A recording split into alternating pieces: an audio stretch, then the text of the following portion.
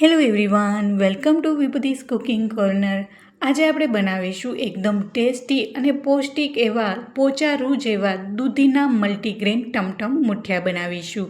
જો તમને મારી આ રેસીપી ગમી હોય તો વિડીયોને લાઇક કરી શેર કરી દેજો, અને મારી ચેનલમાં નવા આવ્યા હોય ને હજી સુધી મારી ચેનલને સબસ્ક્રાઈબ ના કરી હોય તો પ્લીઝ સબસ્ક્રાઈબ કરજો.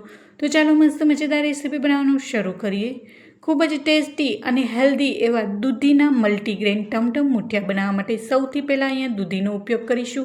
તો અહીંયા દૂધીને પહેલાંથી જ મેં ખમણી લીધી છે અને 1.5 કપ જેટલી મેં દૂધીને ખમણેલી લીધી છે.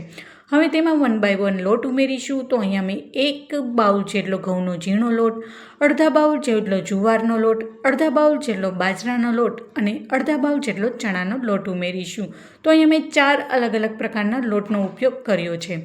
હવે તેમાં 1 બાય 1 બધા જ મસાલા ઉમેરીશું. તો સૌથી પહેલાં 1 કપ જેટલી ફ્રેશ ઝીણી સમારેલી કોથમીર લીધી છે. કોથમીરને થોડીક એવી મેં આગળ પડતી ઉમેરી છે.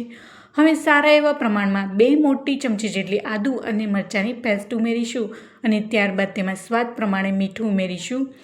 હવે તેમાં 1/4 ચમચી જેટલી હળદર પાવડર, અડધી ચમચી જેટલું કાશ્મીરી લાલ મરચું પાવડર અને ત્યારબાદ તેમાં મુઠિયાને પોચા રૂ જેવા બનાવવા માટે 1/4 ચમચી જેટલા કુકિંગ સોડા ઉમેરીશું. અહીંયા દૂધીમાં પુષ્કળ પ્રમાણમાં પાણી હોવાથી મુઠિયા એકદમ પોચા થશે, એટલે આપણે કુકિંગ સોડાની પણ ઓછી જરૂર પડશે. તો અહીંયા માત્ર મેં 1/4 ચમચી જેટલા જ મેં કુકિંગ સોડાનો ઉપયોગ કર્યો છે. હવે કુકિંગ સોડાને એક્ટિવેટ કરવા માટે અડધા નંગ જેટલો લીંબુનો રસ અને મણ માટે માત્ર 2 ચમચી જેટલું જ તેલ ઉમેરીશું. અહીંયા આપણે મણમાં પણ તેલની ઓછી જરૂર પડશે. હવે બધી જ સામગ્રીઓ ઉમેરાઈ ગયા બાદ એને બધી જ ડ્રાય વસ્તુને હાથ વડે સારી રીતના મિક્સ કરીશું. તો અહીંયા દૂધીમાં ખૂબ જ સારા એવા પ્રમાણમાં પાણી હોવાથી આપણે લોટ બાંધવામાં પણ પાણીની ખૂબ જ ઓછી જરૂર પડશે. તો અહીંયા પાણીની જરૂર પડે તો જ પાણીને ઉમેરીશું. તો હવે અહીંયા મને થોડી એવી પાણીની જરૂર લાગી છે. તો 1 નાના કપ જેટલું મેં પાણી લીધું છે અને તેને હાથમાં પાણી લઈ અને થોડું થોડું પાણી લેતા જશું અને મુઠિયા માટેનો લોટને બાંધી લઈશું. અને આ ટમટમ મુઠિયા માટેનો લોટ છે, હું જનરલી મુઠિયા બનાવતા હોય ને તેનાથી થોડો એવો લૂઝ રાખી રહી છું. મુઠિયાનો લોટ થોડોક એવો લૂઝ રાખવાથી મુઠિયા છે એકદમ પોચા રૂ જેવા બનીને તૈયાર થઈ જાય છે અને મોઢામાં મૂકતા જ પીગળી જશે એવા ટેસ્ટી બનીને તૈયાર થશે. તો તમે વિડીયોમાં જોઈ શકો છો, મેં કંઈક આવી રીતના આટલો સોફ્ટ લોટ રાખ્યો છે. તમને પ્રશ્ન થતો હશે કે આટલો સોફ્ટ લોટ હશે તો મુઠિયાનું શેપ કેમ આવશે અને હાથમાં મિશ્રણને ચીપકશે. પણ ના, જરા એવું નહીં થાય. તમે આગળ જોતા જશો ને તો મુઠિયાનું એક સારી રીતના શેપ પણ આવશે અને હાથમાં ચીપકશે પણ નહીં. તો આટલો મેં સોફ્ટ લોટ રાખ્યો છે.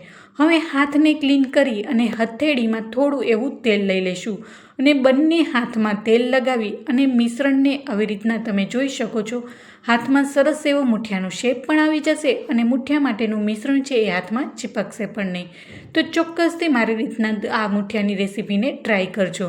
તો અહીંયા 2 અલગ અલગ શેપમાં તમને મુઠિયાનો શેપ બતાવી રહી છું. આવી રીતના સિમ્પલ રોલ વાળીને બી બનાવી શકો છો, અથવા તો તમે આવી રીતના રોલ કરી અને આંગળીએથી થોડુંક એવું પ્રેસ કરીને પણ બનાવી શકો છો. તો હું આવી રીતના રોલ કરી અને આંગળીની થોડુંક એવું પ્રેસ કરીને આવી જ રીતના બધા જ મુઠિયાને હું બનાવી લઈશ. તો ચોક્કસથી આ દૂધીના મુઠિયાની રેસીપીને ટ્રાય કરજો. ઘરમાં નાનાથી લઈ મોટા વડીલોને પણ એટલા જ ભાવશે.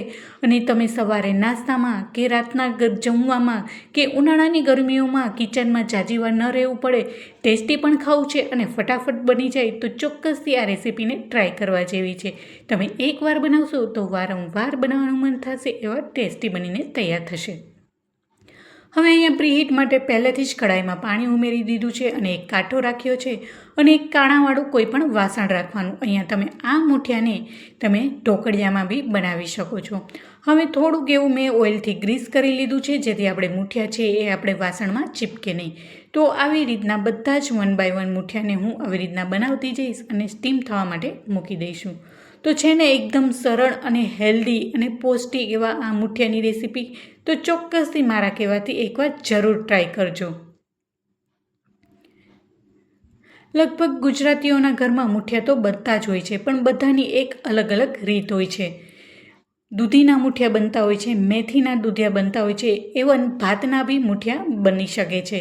હવે બધા જ મૂઠિયા બની ગયા છે અને વધારે મૂઠિયા હોય તો તમે આવી રીતના 2 મૂઠિયાની વચ્ચે એક મૂઠિયાને રાખી દેશો તો બધા જ મૂઠિયા છે એ સમાઈ જશે અને વચ્ચેની સાઈડ થોડી એવી જગ્યા રાખીશું જેથી વરાળથી આપણે આ મૂઠિયા છે એ સારી રીતના કૂક થઈ જશે। તો આવી જ રીતના બધા જ મૂઠિયા બની ગયા છે। હવે તેને 15 મિનિટ માટે સારી રીતના ઢાંકણ ઢાંકી અને કૂક થવા દઈશું। હવે 15 મિનિટ બાદ તમે જોઈ શકો છો મૂઠિયા છે એ સારી રીતના કૂક થઈ ગયા છે અને ચાકુની મદદથી ચેક કરી લઈએ તો મૂઠિયા સરસ સોફ્ટ બનીને તૈયાર થઈ ગયા છે। હવે આ મૂઠિયાને તમે લસણની ચટણી અને સિંગ તેલ સાથે પણ ગરમ ગરમ ખાઈ શકો છો તો પણ એટલા જ ટેસ્ટી લાગે છે। પણ આજે આ મૂઠિયાને હું ટમટમ મૂઠિયા બનાવી રહી છું માટે એને 15 મિનિટ માટે સારી રીતના ઠંડુ થવા દઈશ, ત્યારબાદ તેને વઘારીશું। તો હવે 10થી 15 મિનિટ બાદ તમે જોઈ શકો છો મૂઠિયા એકદમ સારી રીતના ઠંડા થઈ ગયા છે। હવે તેને ચાકુની મદદથી આવી રીતના સમારી લઈશું। તો અહીંયા હું મીડિયમ સાઇઝના ટુકડામાં મૂઠિયાને સમારી લઈશ। તો તમને જે વસ્તુ યોગ્ય લાગે તે શેપમાં નાના કે મોટા તમે સમારી શકો છો। તો તમે જોઈ શકો છો એકદમ મૂઠિયા છે પોચા બનીને તૈયાર થઈ ગયા છે। તો આવી જ રીતના બધા જ મૂઠિયાને હું ચાકુની મદદથી સારી રીતના સમારી લઈશ।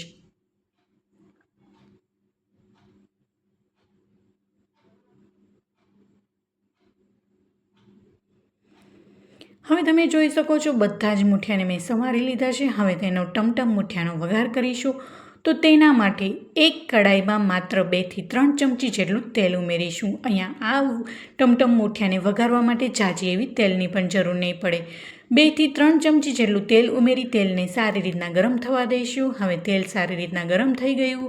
હવે તેમાં અડધી ચમચી રાઈ, અડધી ચમચી જીરું ઉમેરી અને રાઈ અને જીરું બંને સારી રીતના ફૂટી ગયા બાદ તેમાં 7 થી 8 નંગ જેટલા મીઠા લીમડાના પાન, 1 નંગ જેટલું ઝીણું સમારેલું મીડિયમ તીખાસવાળું લીલું મરચું ઉમેરીશું। અહીંયા જો બાળકો ખાવાના હોય તો તમે મોડું મરચું પણ લઈ શકો છો। અને ત્યારબાદ તેમાં 1 ચમચી સફેદ તલ ઉમેરી તુરત જ આપણે સમારેલા મૂઠિયાને ઉમેરીશું। તલ વઘારમાં ઉમેરતા તરત બહાર ફૂટવા લાગે છે તો તરત જ આવી રીતના આપણે મૂઠિયાને ઉમેરી દઈશું તો બહાર નહીં આવે। હવે મૂઠિયા ઉમેરાઈ ગયા બાદ અહીંયા ગળાશ માટે મેં 2 ચમચી જેટલી સારા એવા પ્રમાણમાં દળેલી ખાંડ લીધી છે।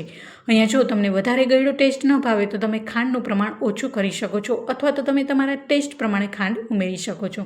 હવે આપણે મૂઠિયા બનાવીએ ત્યારે મીઠું નાખ્યું હતું એટલે આપણે મીઠું નાખવાની પણ જરૂર નથી। હવે ટમટમનો મસ્ત એવો લાલ ચટાકેદાર કલર દેવા માટે અને તીખા બનાવવા માટે અહીંયા મેં કાશ્મીરી લાલ મરચું પાવડર ઉમેર્યું છે।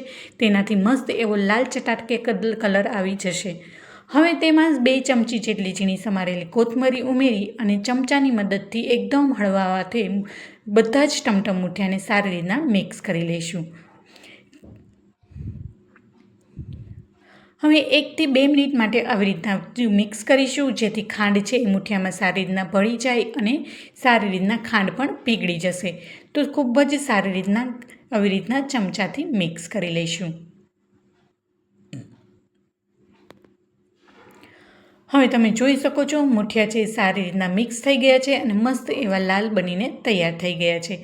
તો આ મૂઠિયાને તુરત જ ગરમ ગરમ સર્વ કરીશું અને આ મૂઠિયા ગરમ ગરમ જ ખાવાની એટલી મજા આવે છે કે તમે સવારે નાસ્તામાં, રાતના જમવામાં પણ બનાવી શકો છો। તો હવે સર્વિંગ પ્લેટમાં લઈ લઈશું તો તરત જ આપણે એને ગરમ ગરમ સર્વ કરીશું। તો આ ઢોકળાને તમે ગ્રીન ચટણી, ટોમેટો કેચઅપ સાથે સર્વ કરી શકો છો। તમે એમનેમ બી આ મૂઠિયાને ખાઈ શકો છો તો પણ એટલા ટેસ્ટી બનીને તૈયાર થઈ જાય છે। તો મસ્ત એવા આપણે ટમટમ મલ્ટીગ્રેન મૂઠિયા બનીને તૈયાર થઈ ગયા છે। હવે આપણે મૂઠિયાને ગાર્નિશિંગ કરીશું ફ્રેશ ઝીણી સમારેલી કોથમીર સાથે। તો જોતાં જ મોઢામાં પાણી આવી જાય અને તુરત જ ખાવાનું મન થઈ જાય તેવા દૂધીના પોચા રૂ જેવા મલ્ટીગ્રેન ટમટમ મૂઠિયા બનીને તૈયાર થઈ ગયા છે। તો ચોક્કસથી મારા કહેવાથી આ રેસીપીને જરૂરથી ટ્રાય કરજો। ઉનાળાની ગરમીમાં રસોડામાં ઝાઝી વાર રહેવું ન પડે તો ચોક્કસથી આ મૂઠિયા બનાવજો, ફટાફટ બનીને તૈયાર થઈ જશે। જો તમને આજની મારી આ દૂધીના ટમટમ મલ્ટીગ્રેન મૂઠિયાની રેસીપી જરા પણ ગમી હોય તો વિડીયોને લાઇક કરી અને શેર કરી દેજો જેથી તમારા ફ્રેન્ડ્સ એન્ડ ફેમિલી પણ આ રેસીપીને એન્જોય કરી શકે। અને જો તમે મારી ચેનલમાં નવા આવ્યા હોય અને હજી સુધી મારી ચેનલને સબસ્ક્રાઈબ ના કરી હોય તો પ્લીઝ સબસ્ક્રાઈબ કરજો ને બાજુમાં આવેલું બેલ આઇકન બટનને પ્રેસ કરજો જેથી આવનારી નવી રેસીપીના નોટિફિકેશન સૌથી પહેલાં તમારા સુધી મળી રહે। ફરી મળીશું એક નવી જ રેસીપી સાથે અને એક નવા જ સ્વાદ સાથે। ત્યાં સુધી આવજો and thank you for watching.